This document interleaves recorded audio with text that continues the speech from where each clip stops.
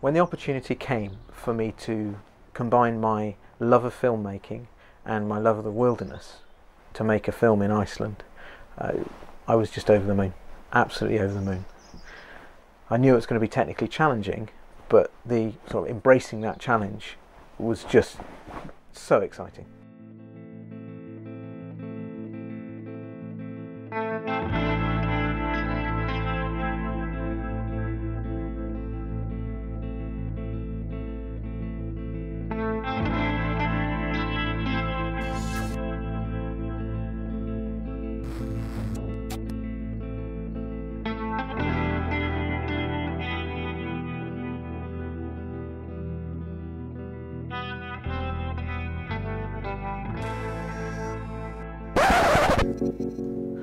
We were due to leave at the end of July, and by all previous years we should have had some windows in the weather to work with. This year they had not seen the sun. I mean, they had literally not seen the sun since the previous year. Been solid cloud cover, very heavy rains, and this had basically blown all the rivers. They were very, very high and pretty much unfishable until very close to when we were leaving. So in the preparation for all of this, we were just thinking, how on earth are we going to shed light on this? How are we going to showcase what is just a phenomenal place and phenomenal experience? How are we going to showcase that, shed light on it, both physically and metaphorically? Hi there, it's Adam here. We're at Reading Services on day one of our Iceland adventure. We are on our way to Iceland to meet Alex, who's going to be our production assistant, who's going to learn all about what we've got in the back here. We started out, we needed to find out what our restrictions were basically. We had 80 kilograms, everything from our underpants to the last technical piece of kit we were going to carry. In a filming context, we needed a piece of kit which did the job of a slider, we needed a piece of kit which could act like a dolly, and a jib arm. Here we are, on our way. Well done. Basically we had 4 to 6 rivers from the far southwest to the far northeast of Iceland. We had to cover them in 12 days that turned into 11 days when we were bounced off our flight.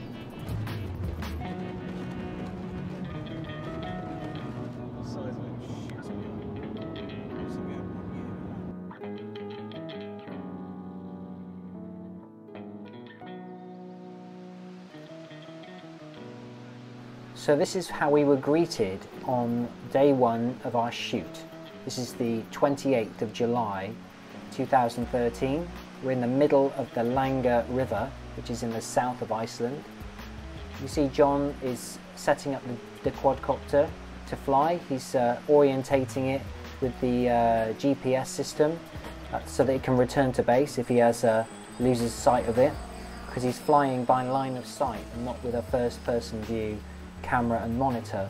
So it all relies on how well Johnny understands the perspective between where the quadcopter is and where the talent is, and being able to visualize from the camera's point of view.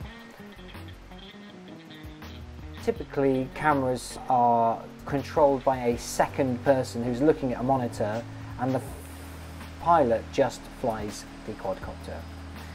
But not the way we do it, because we love a challenge. So Johnny was doing both things, and I think he did a pretty good job. Hello, this is Adam here. This is day one. We're on the Langa, and we've just done our first helicopter shot, or John has, after Hallie, our fishing guide, has caught a salmon. We couldn't see what was going on because he was down the side of a ravine, but we could see the fish, got the take, and as soon as the fish caught, we sent Johnny over with the helicopter to come down the ravine and film Hallie catching or pulling in the fish, reeling it in. This behind the scenes stuff is being filmed by Alex, who is our super assistant, and he's already caught a fish, so he's already on cloud 9. And we are headed to the end of the river, up the mountain, and we will see you all later. Basically we flew up the river, the wind was compressing into a narrow point, and the copter had trouble maintaining itself. That narrow point was created by being in a very steep gorge, and there was a rock in the middle of the river, with the river splitting either side. And the issue with that is that the rock was 60 feet high, and when the copter loses contact with its owner or with its transmitter, it flies back home at about 20 feet. Well, unfortunately, the rock was in between us and the helicopter. So this small little 4-rotor helicopter with the heart of a lion decided to attack a mountain in the middle of a river in Iceland repeatedly. As you can probably see, we've been testing the helicopter.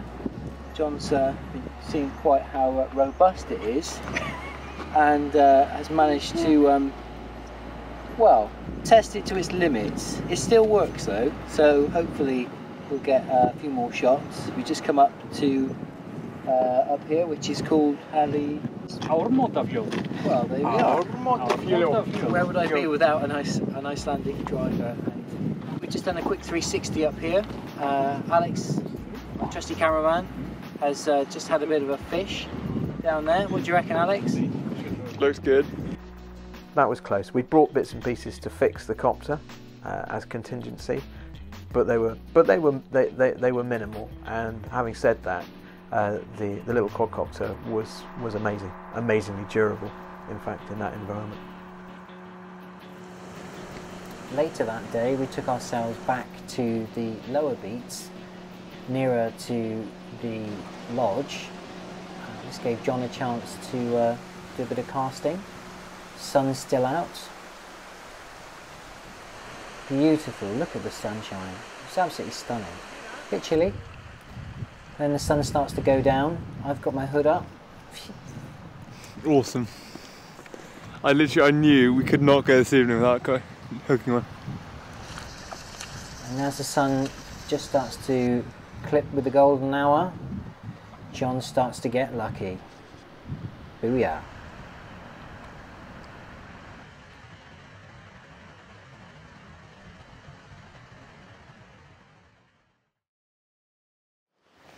Hello, it's day 2 and we are on beat 1 of the Langer, and Johnny is going to attempt now to fly the quadcopter under a bridge around a little eddy and show off the falls. John is slightly nervous after yesterday. He has no reason to be, because he's going to do a brilliant job.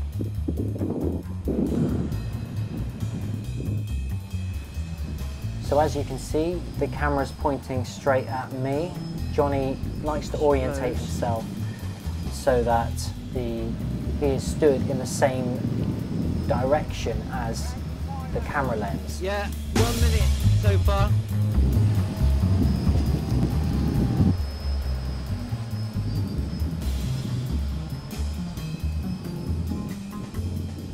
The lights on the bottom of the quadcopter also indicate to Johnny which way round the quadcopter is facing, as it has both red and green lights.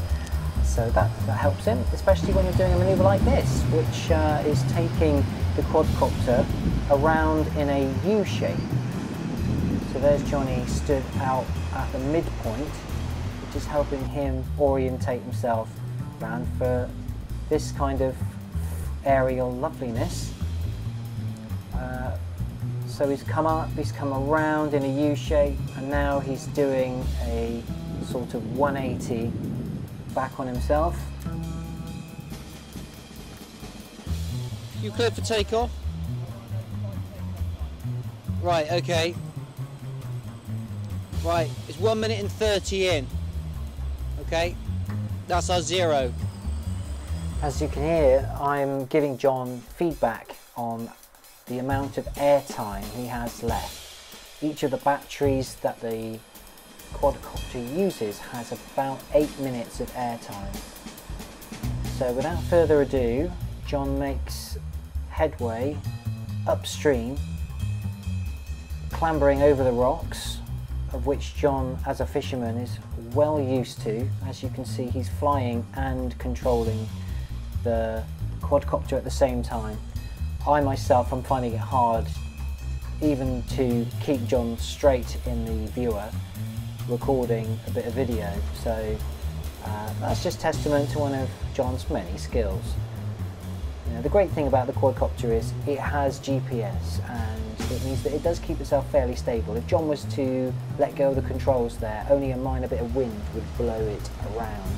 It would just stay where it is. That's the great thing about this copter, is that it's designed specifically for aerial filming. It's not for acrobatics, as it were.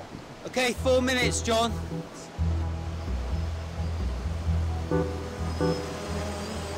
And one of the things that really helped with having the copter, the aerial platform, to be able to go over the far side of the river very quickly and bring that to the edit, basically. You know, this just gave us a huge amount of flexibility and a massive opportunity to get shots from perspectives that were otherwise completely unachievable. And it also gave John a chance to scare the bejesus out of me.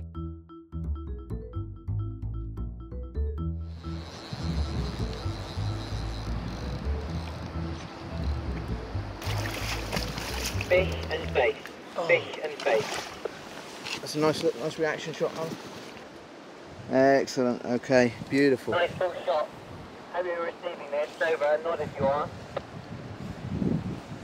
The difficulty is these rivers are ongoing businesses.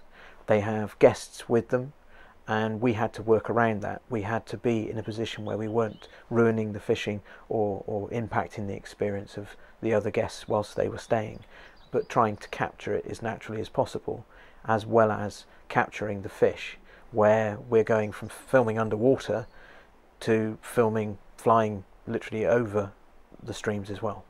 So there was a lot of technical challenges there. The benefit we had was space. I mean, we were in the middle of nowhere. We had great long swathes of being able to see where we were, and there wasn't lots of people around. So that was helpful from a safety point of view, flying the helicopter. What was more difficult was the weather conditions and the fact that whilst you weren't going to cause anybody an injury, you'd probably lose the copter if you crashed it. So there was pluses and minuses, but to be in the middle of nowhere did allow me as a pilot to concentrate on getting the shots and embracing what we were there to do, rather than being too concerned about having lots and lots of people around.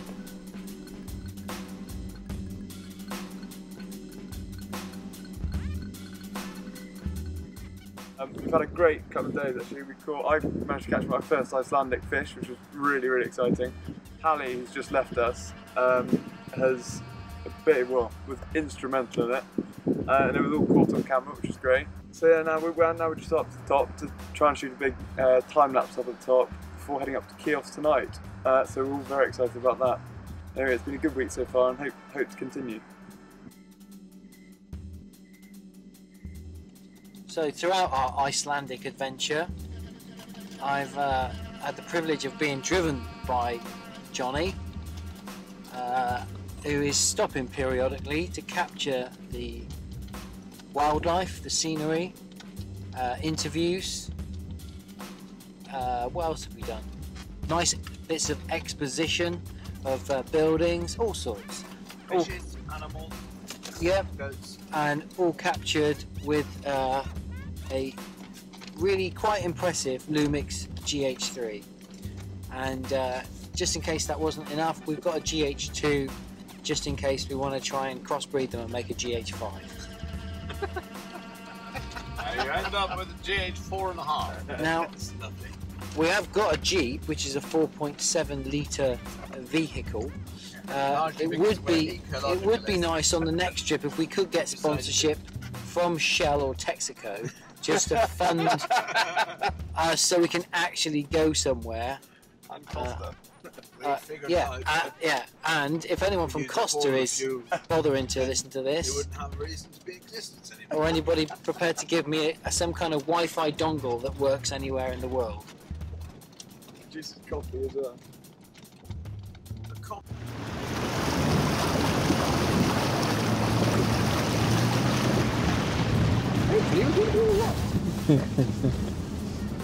Does it look clean now? Yeah, it's quite deep.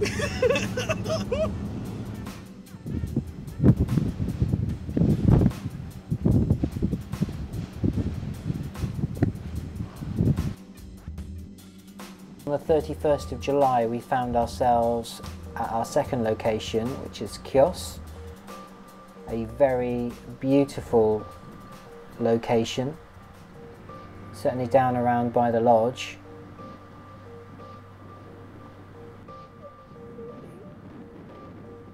There you can see Johnny doing what he does best, which is stalking the fish, the proverbial hunter.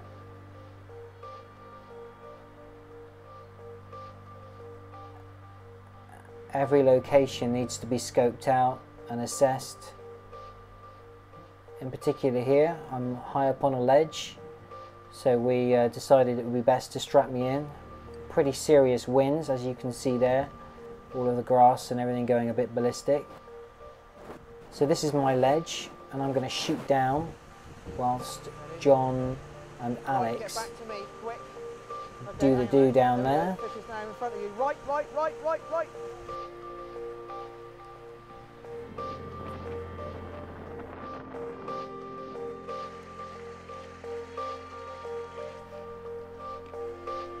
Right.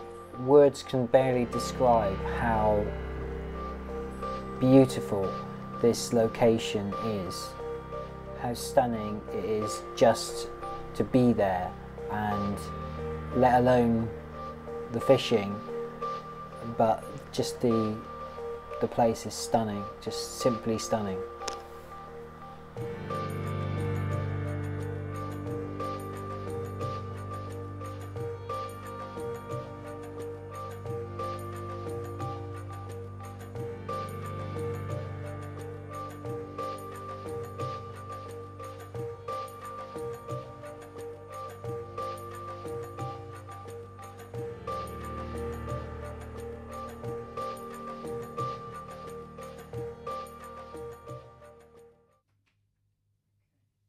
The 1st of August, and we were joined by Peter Rippin on Bugda, which is a small river near Chios, and Pete is, I think, particularly good on camera.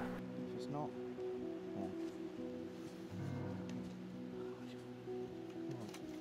Yeah, that angle's okay, it's not too far. It was absolutely a golden opportunity for us to capture an entire sequence and try and get across exactly what it feels like to catch a fish in these stunning surroundings. We should be in the zone now. There he is. He had a look. No, he didn't take it. There he is. Okay, good.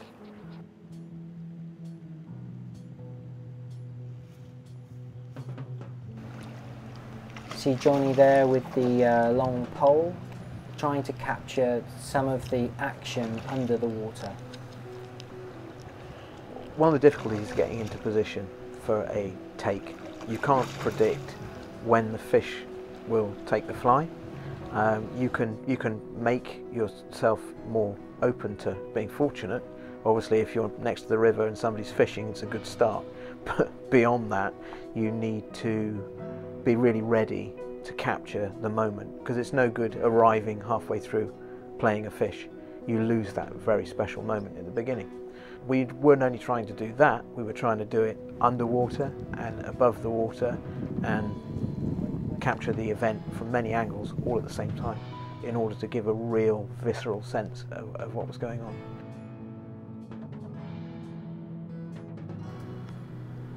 Welcome to day 5 of our shoot. We are on beat 1 of the Chios.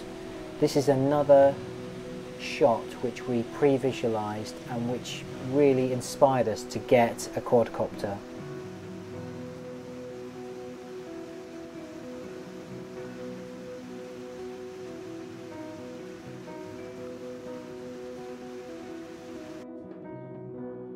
You can have the best storyboard, you can have the best shot list, but when it comes down to it, when you're talking about getting a salmon to take the fly underwater, capture that on film, while simultaneously getting the fisherman, simultaneously getting wide shots, bringing all that together, when you might have a handful of opportunities, at best, I mean one handful of opportunities, at best, across that 11-day, 12-day period, you know you've just got to grab every chance.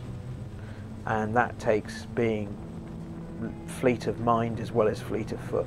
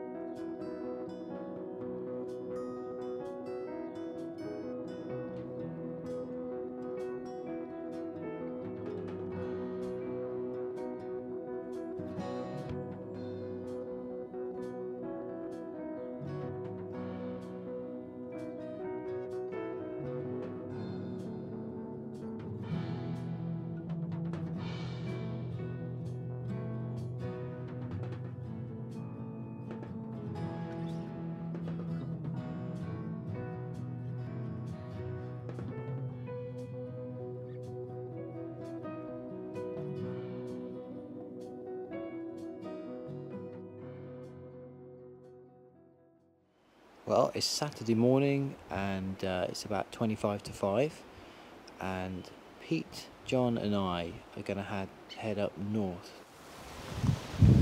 The car is stuffed to the gunnels. We've got an awful lot to do. Apparently we're going to be heading up to some pretty chilly temperatures. It's been beautiful down here in the south, but we were reliably informed that it's absolutely cold enough to freeze the bits of a brass monkey.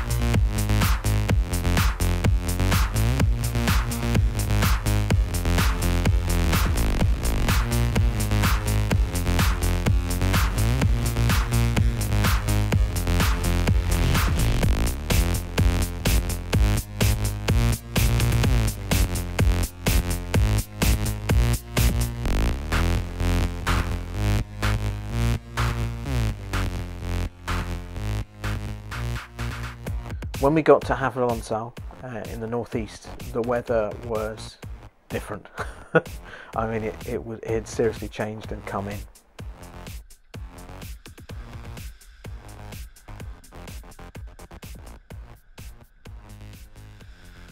Well, morning, this is Sunday the 4th of August, and we're up at Havelonsal, and the weather, unlike Chios, is as expected.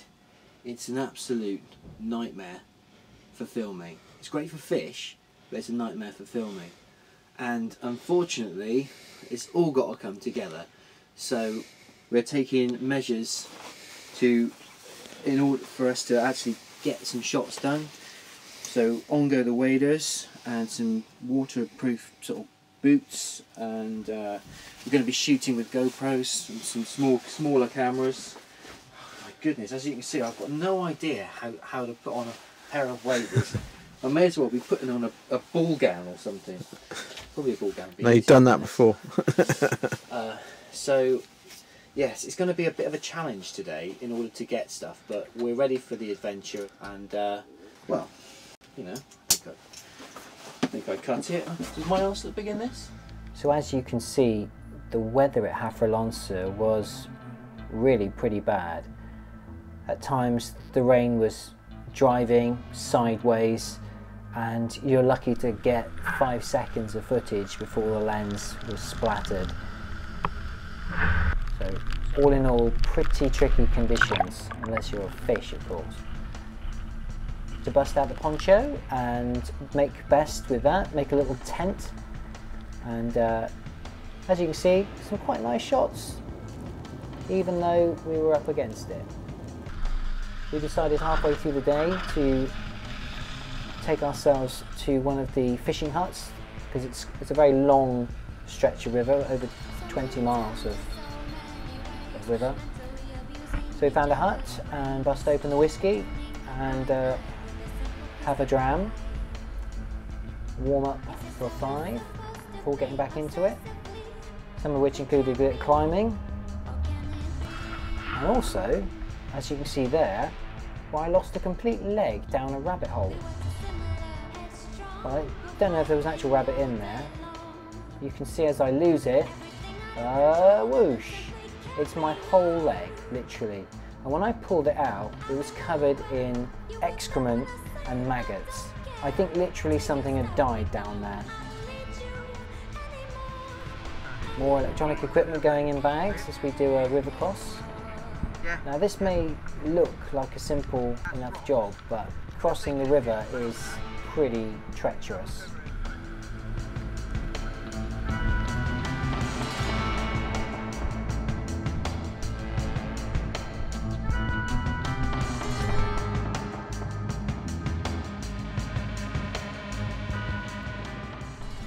A little drive and a little clamber, and you can see we're up on the top there. You can see the waterfall in the background.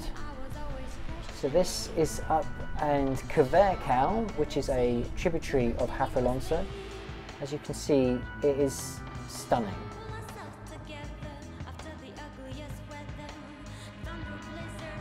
John and I are taking a look to see whether we can fly the DJI quadcopter. It's a bit windy and there's a bit of moisture in the air, so we've taken some precautions to make the quadcopter as flyable as possible by taping over any of the circuitry. And the gorge has some really beautiful red mud and rocks, and the waterfall itself is absolutely stunning. This is an opportunity not to be missed, as long as we can do it safely. We do not need this quadcopter going down. This is how we got on.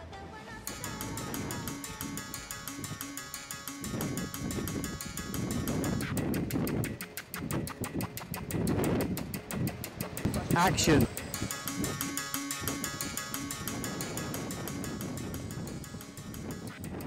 The flight itself was difficult. There was lots of updrafts and strange eddies in the wind because we were flying from the top of a cliff with the copter a lot of the time below us. So we flew to the waterfall and then back round in this great big semicircle to really get a sense of the place. But that was challenging. The weather was challenging, where we were landing, the wind currents. I mean, you couldn't have put more into a scenario, and it was on the limit. It took all of both of our focus and both of our skills to hold it together and make sure that we ended up with something that was usable and also got the copter back safely. And that was probably a breakthrough moment. I think in terms of piloting, in terms of visualizing the capabilities of the machine, that was a watershed, which led us on to other things a little later on that we perhaps wouldn't have even dreamt of trying to achieve whilst we were there.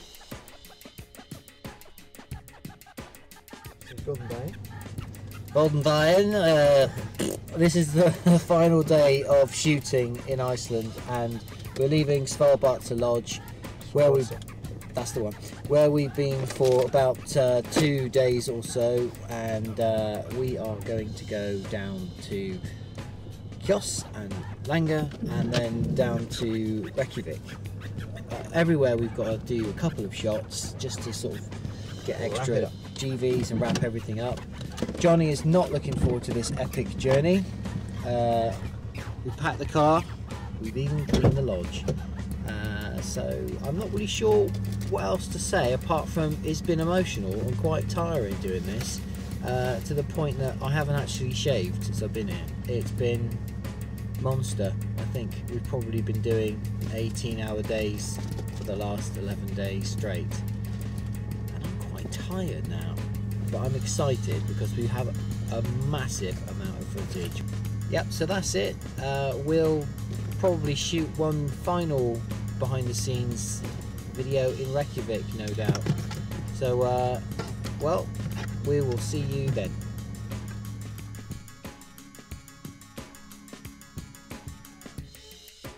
Throughout our shoot, I've been trying to capture some images of Icelandic horses, so it was an absolute dream come true when these beauties ran parallel to the car. I really just couldn't believe my luck bagging this wonderful tracking shot.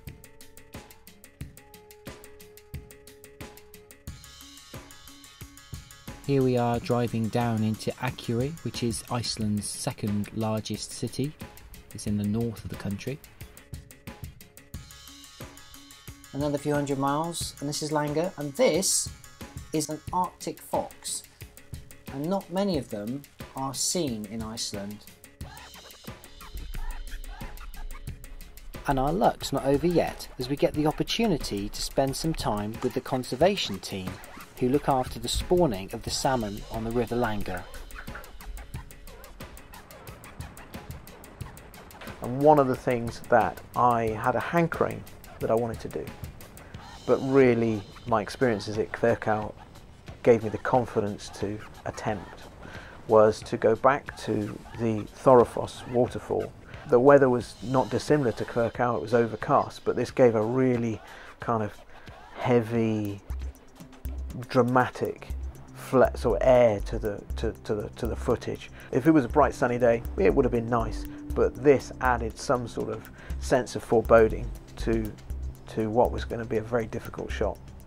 And I'm very pleased to say we didn't manage to kill the copter. Moreover, we managed to get the shot. Where do we go from here? Well, this challenge has engaged us as a team in every respect. We've had to use the latest technology in order to complete it. We've tested the technology in an environment which is pretty remote, but where we've not been able to find it, we've actually had to develop the tools to do the job ourselves. So it's been a growing experience, and puts us in a position where I feel confident to go out with the team pretty much anywhere and make it work. Hello, it's 1:20 on Saturday the 10th of August, and I've officially finished filming. I'm in the Hotel Holt, which is very, very nice. Probably just a very short snooze. There's actually a pizza arriving for John and I to eat, so I imagine bed by 2, that's an hour and a half sleep, and then just one more little bit of filming at the airport of the Wow girls or boys, and then that's it. It's been fabulous. Really got loads and loads of really good footage, and I know that will make the editing so much easier, and I'm just thrilled to have had the opportunity to come to Iceland. It's a bit crazy really when you come from somewhere like England where everything's 2 up 2 down and bricks and mortar. This place is nice. Get the feeling that everyone's just a bit more laid back about things, and I like that. I could do it being a bit more laid back. Well, after I finish this edit anyway.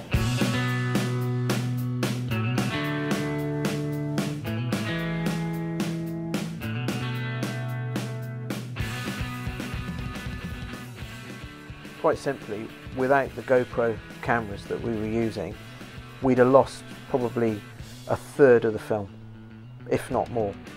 And the third that we would have lost is the difference between something being another film about fly fishing and something being quite a remarkable piece of cinematography.